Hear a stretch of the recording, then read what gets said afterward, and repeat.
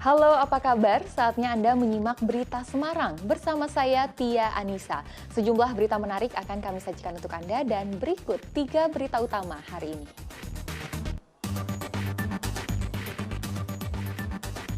Mengancam akan membunuh korban, seorang ayah di Kabupaten Jepara tega memperkosa anak tirinya selama 4 tahun.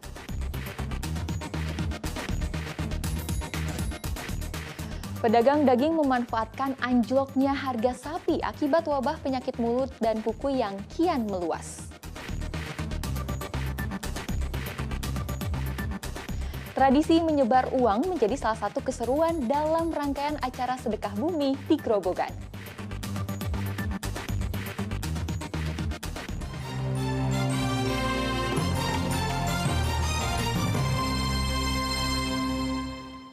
Kita ke informasi pertama.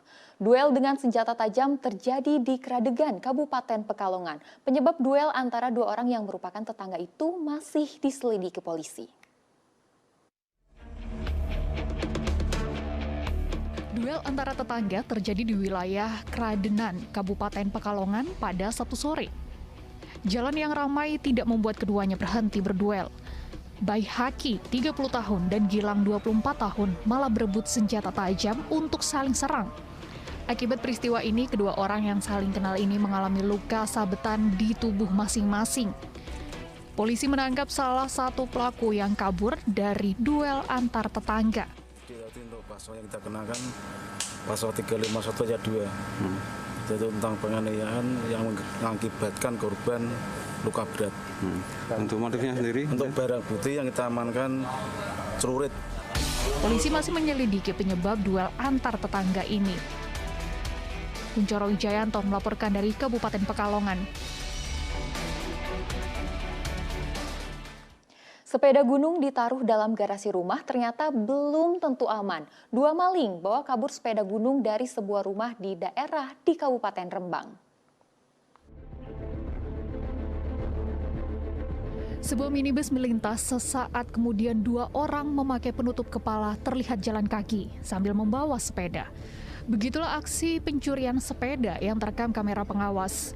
Pencurian dilakukan pada Kamis minggu lalu saat pemilik rumah masih tertidur pulas.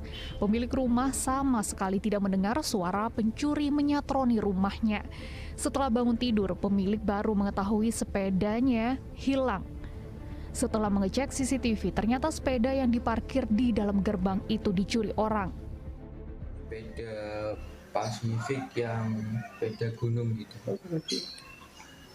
Itu pas waktu pencurian terekam CCTV tidak, Mas? Terekam. Itu malingnya naik atau gimana? Kemungkinan loncat dia. Sudah dilaporkan polisi, Mas? Pemilik sepeda sudah melaporkan pencurian tersebut ke polisi. Kini polisi masih melakukan penyelidikan untuk mengidentifikasi pelaku. Kami mencoba ini, saya menerima pengaduan untuk kami mencoba untuk penyelidikan. Nah, terus saya juga minta bantuan oleh tim Inavis, jejak dari pelaku itu sendiri, dan saya mungkin mencoba mencari referensi dari rekaman CCTV tetangga atau sekitar. Mungkin kita bisa menemukan ciri-ciri orang tersebut yang lebih jelas. Soalnya waktu yang saya lihat di CCTV yang terekam di korban itu kendaraannya cuma hanya sepintas itu warnanya hitam, cuma untuk nopol segala macam tidak terlihat. Polisi mengimbau warga menyimpan sepeda pada tempat yang benar-benar aman. Arif Nur melaporkan dari Kabupaten Rembang. LA, korban pemerkosaan oleh ayah tirinya di Kabupaten Jepara, melaporkan kasus yang menimpa dirinya sejak 2018. Ayah tirinya kerap mengancam akan membunuh korban dan ibu jika buka suara terkait perilaku bejatnya. Bukan hal yang mudah bagi korban pelecehan seksual dalam keluarga untuk mengambil sikap tegas melaporkan kasus yang sedang dialaminya. Setelah menjadi korban perkosaan sejak tahun 2018, LA kini akhirnya berani melaporkan pada pihak kepolisian. Kini sang pelaku, pria berinisial J, 41 tahun, warga Kabupaten Jepara, harus berurusan dengan Satreskrim Polres Jepara. J tak lain adalah ayah tiri LA yang mengasuhnya sejak usia 2 tahun. Perkosaan oleh sang ayah tiri dilakukan hingga 4 kali dari tahun 2018 hingga 2021. Saat itu korban masih duduk di bangku SMA. Saat melakukan perkosaan, tersangka selalu memberi ancaman akan membunuh korban LA maupun ibu korban. Perbuatan bejat tersangka J akhirnya berani dilaporkan korban LA pada 15 Juni 2022 lalu setelah tersangka gagal melakukan perkosaan untuk kelima kalinya. J menghampiri anak korban di dalam kamarnya dan memaksa untuk melakukan hubungan suami istri, di mana J mengancam anak korban dengan bahasa akan membunuh anak korban atau membunuh ibu korban. Atas perbuatannya, tersangka dijerat Undang-Undang Nomor 17 Tahun 2016 tentang Perlindungan Anak dengan ancaman hukuman penjara hingga 15 tahun penjara. Taufan Yuda melaporkan dari Kabupaten Jepara. Petani di Kabupaten Blora merugi karena harga gabah anjlok. Penghasilan yang didapat tak sebanding dengan biaya produksi. Memasuki masa panen, harga gabah di Kabupaten Blora justru anjlok. Harapan petani untuk menikmati untung di masa panen pupus. Kini gabah hanya laku Rp3.100 per kilogram. Tidak sebanding dengan biaya produksi. Menurut petani, harga ideal gabah antara Rp4.500 hingga Rp5.000 per kilogram. Harga tersebut sudah menguntungkan petani. Bisa 3 jutaan kalau dihitung semuanya loh Pak. Mulai tanam, mulai buat lahan, tanam, pesemaian, itu kurang. Tiap musim panen, harganya anjlok. Nah itu pupuknya itu angel, pupuknya tinggi, kok harganya petani kok anjlok itu Pak. Kalau kayak gini petani rugi sampai berapa Bu? Malah nggak rugi banyak. Saat ini petani bimbang, jika tetap dijual, petani merugi. Jika digiling sendiri untuk dijadikan beras, petani juga masih rugi. Karena saat ini harga beras di tingkat petani Rp6.000. Arif Nur melaporkan dari Kabupaten Blora. Dampak wabah penyakit mulut dan kuku pada hewan ternak dirasakan para peternak sapi di Kabupaten Pati. Mereka terpaksa menjual murah sapinya karena takut rugi jika tertular PMK. Jelang Idul Adha, sapi di Desa Sumberjo, Kecamatan Gunung Wungkal, Kabupaten Pati dijual murah. Para peternak sapi terpaksa banting harga karena panik wabah penyakit mulut dan kuku. 90% dari 200 lebih sapi milik warga di desa ini terjangkit PMK. Harga jual sapi dari 20 juta dijual menjadi 5 hingga 8 juta rupiah per ekor.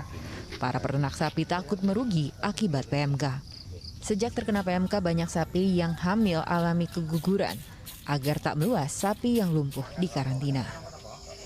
Terutama yang hamil itu tidak kuat karena panas badannya ini, biasanya keguguran. Banyak ini, juga Pak ya? Ya ini ya, ada dua sapi yang hamil keguguran. Banyak yang dijual secara wong Jawa sak payune Mas. Ono sing payu ya 5 juta, 6 juta. Yang sebetulnya 30 juta akhirnya sebelum meninggal dijual sak payune. Dijagal seperti itu. Berbagai upaya pencegahan PMK dilakukan, tetapi penyebarannya tetap meluas. Pendamping Desa Sumberjo mengatakan tantangan tersulit dalam pengobatan PMK saat terinfeksi di kuku ternak. Sudah mau makan meskipun masih ada liurnya di mulutnya, tapi sudah mau makan, ini sudah ada tanda-tanda membaik. Yang agak lama ini adalah pengobatan kaki yang setidaknya seminggu untuk. Dinas Pertanian dan Peternakan Pati mendata 1.633 hewan ternak terkena PMK. 11 ekor sapi mati, 9 sapi dan 35 kerbau dipotong paksa. Sementara 690 hewan ternak dinyatakan sembuh, sisanya masih dalam perawatan.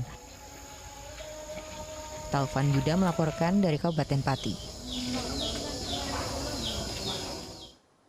Tengah terpuruknya harga sapi akibat PMK, seorang warga di Kabupaten Rembang melihatnya sebagai peluang usaha. Ngatono memutuskan membeli sapi yang terjangkit PMK untuk dirawat, lalu dijual kembali saat sudah sembuh.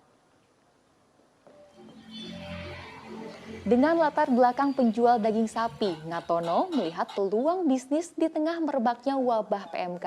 Ia memutuskan membeli sapi yang terjangkit PMK untuk dirawat hingga sembuh. Nantinya saat sehat, sapi akan dijual kembali. Saat ini, ia membeli sapi yang terkena PMK dengan harga di bawah 10 juta rupiah. Dengan merawat sapi hingga sembuh, Ngatono berharap bisa menghasilkan 18 juta rupiah dari penjualan sapi itu. Sejauh ini, 40 ekor sapi yang dirawat Ngatono telah sembuh dari PMK. Tinggal 4 ekor sapi yang masih terjangkit. Ya sebagai inovasi penyembuhan itu juga, di samping itu harganya lebih murah. Ya kasihan lah Mas, kalau nggak beli, mau beli siapa yang mau? Sementing orang yang punya barang itu saya selamatkan, bisa dikuangkan. Ada besar kasihan juga, ya termasuk bisnis juga. Vaksinasi penanggulangan wabah PMK sudah dimulai. Di Kota Semarang, 100 dosis vaksin disiapkan dalam tahap awal vaksinasi PMK. Bapak Ibu hadirin yang kami hormati, puji syukur alhamdulillah. 100 dosis vaksin akan diberikan kepada sejumlah peternak di wilayah Kota Semarang. Wali Kota Semarang meminta agar tidak ada tindakan membeda-bedakan jenis sapi yang akan divaksin. Seluruh sapi di Kota Semarang harus divaksin untuk menekan penyebaran PMK. Terdata 696 sapi yang terkena PMK, 11 ekor dinyatakan mati, 30 ekor dipotong paksa dan 50 ekor dinyatakan sembuh. Wali Kota Semarang memastikan wabah PMK tidak mengganggu pasokan hewan kurban jelang Idul Adha. Memang kayaknya mudah, ngurusin sapi lebih mudah daripada ngurusin manusia waktu COVID. Cuman waktu kita lihat ternyata pada saat metode penyuntikan vaksin ini, dokter hewan itu dia harus mampu mengatasi kemarahan sapi. Jadi saya rasa nggak gampang loh melakukan vaksin terhadap sapi. Orang sapinya pasti gerak-gerak terus marah. Sudah disampaikan Pak Wali Kota bahwa kita akan genjot terus untuk vaksinasi supaya ternak-ternak kita bisa selamat, nggak tertular.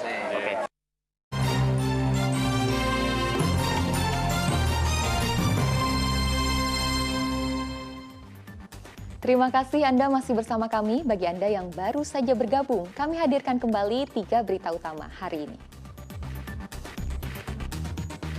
Mengancam akan membunuh korban, seorang ayah di Kabupaten Jepara tega memperkosa anak tirinya selama 4 tahun.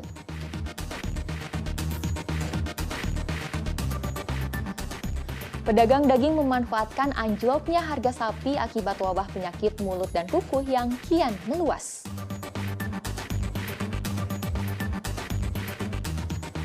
Tradisi menyebar uang menjadi salah satu keseruan dalam rangkaian acara sedekah bumi di Grobogan.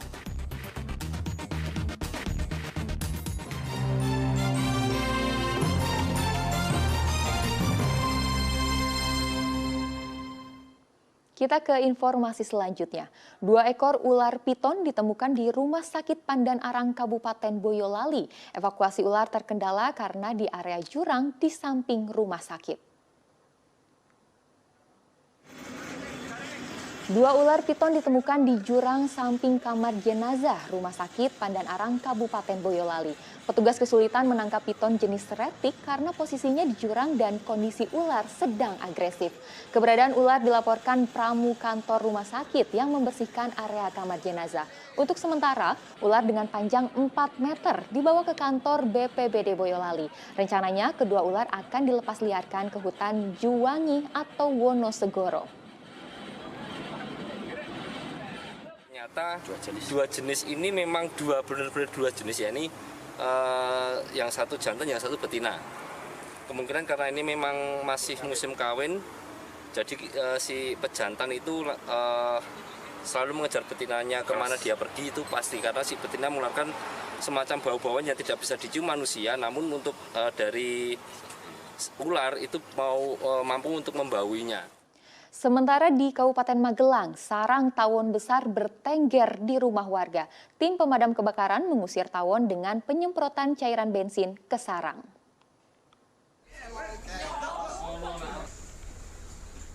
Sarang tawon kembali ditemukan bertengger di atap sebuah rumah warga di Desa Kenteng Sari, Kabupaten Magelang. Tim pemadam kebakaran pun diterjunkan untuk mengevakuasi sarang tawon. Evakuasi terlebih dahulu dilakukan dengan penyemprotan cairan bensin untuk mengusir tawon. Keberadaan sarang tawon meresahkan warga karena berada di tengah pemukiman ramai. Butuh berapa waktu lama Pak untuk menjinakkan tawon tersebut? Kita menjinakkan sarang tawon tersebut 10 menitan. Bahaya enggak Pak itu tawon jenis Sangat apa Pak? Bahaya Pak, mematikan. Jawa Tengah menghasilkan 6 juta ton sampah per harinya. Tingginya produksi sampah mendorong diadakannya Kongres Sampah agar penanganan dan pengelolaan sampah bisa maksimal. Sampah sudah menjadi permasalahan lingkungan. Salah satu upaya yang bisa dilakukan untuk mengurangi pencemaran dengan mendaur ulang sampah, seperti yang dilakukan Desa Bugisan, Prambanan, Kabupaten Klaten. Sampah disulap menjadi produk kerajinan tangan seperti tas, dompet, hingga keset, bahkan permainan anak seperti ular tangga. Dalam Kongres Sampah ini, edukasi terkait penanganan sampah digencarkan lewat permainan. Diharapkan melalui media permainan mampu membangun kesadaran warga akan pentingnya menjaga lingkungan lewat pengelolaan sampah yang baik. Ini terobosan kami menggunakan edukasi seperti ini, menggunakan alat ular tangga. Kita lebih mudah anak-anak itu menerima pesan-pesan yang ada di dalamnya. Ya, pesan-pesan apa aja Pak yang disampaikan di permainan itu? Ya, contohnya ini tempatkan sampah di tempatnya.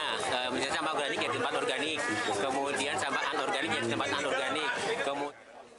500 peserta yang hadir dalam puncak peringatan Hari Lingkungan Hidup tahun ini berasal dari pemerintah daerah, akademisi, pengusaha, sampai pegiat lingkungan.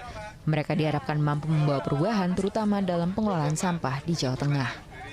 Dengan adanya Kongres Sampah yang kedua, ini akan semakin meningkatkan atau menggerakkan seluruh pemangku kepentingan untuk bersama-sama menangani sampah, mulai dari pemerintah pusat, pemerintah daerah provinsi, pemerintah kabupaten, para pelaku usaha, LSM, masyarakat, juga media. Ini kita harapkan untuk bersama-sama menangani sampah. Setiap harinya ada 6 juta ton sampah yang dihasilkan di Jawa Tengah. Krisna Agung melaporkan dari Kabupaten Klaten. Tradisi obreng duit atau tradisi menyebar uang menjadi salah satu keseruan dalam rangkaian acara sedekah bumi di Desa Guruk, Kabupaten Grobogan. Yuk kita lihat bagaimana keseruan warga berebut duit dalam acara ini.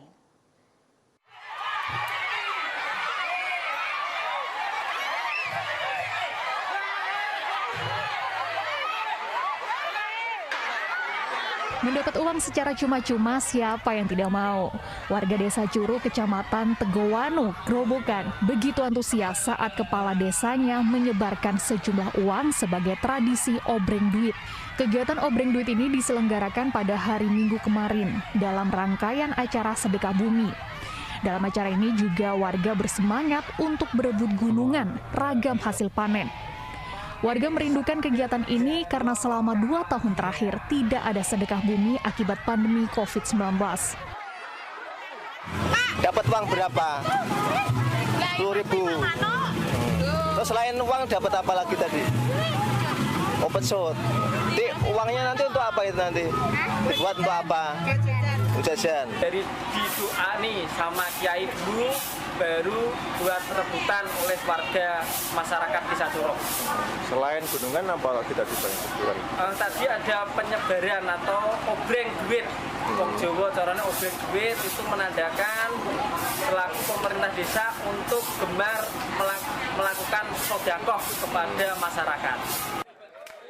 Sedekah bumi dilaksanakan sebagai luapan rasa syukur atas panen yang melimpah. Dalam acara ini juga dipanjatkan doa dengan harapannya Desa Curug menjadi desa yang makmur dan sejahtera. Arif Nur melaporkan dari Kabupaten Grobogan.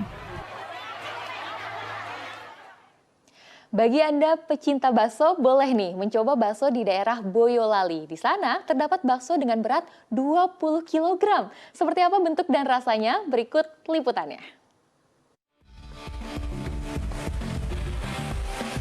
Siapa yang tak menyukai bakso? Olahan daging berbentuk bulat dilengkapi kuah panas tentu digemari banyak kalangan. Namun di Jalan Raya Bangak, Simo, Kabupaten Boyolali bisa ditemui bakso yang unik. Di warung bakso ini menyajikan berbagai bentuk bakso yang unik dan ukurannya super besar. Uniknya bentuk dan rasa bakso yang membuat warung bakso ini banyak peminatnya. Menu andalannya adalah bakso super monster atau super blenger. Ukurannya mulai dari 7 kg dengan harga Rp500.000. Lalu 15 dan 20 kg dengan harga Rp1 juta. Besarnya bakso ini bahkan bisa untuk makan 35 orang. Spesialnya penyajian bakso raksasa ini karena ketika dibelah di dalam bakso terdapat bakso kecil-kecil, telur ayam, puyuh, daging cincang, iga sapi, sosis, dan ada sambalnya juga. Bagi para pecinta pedas pasti puas dengan siraman sambal yang merata.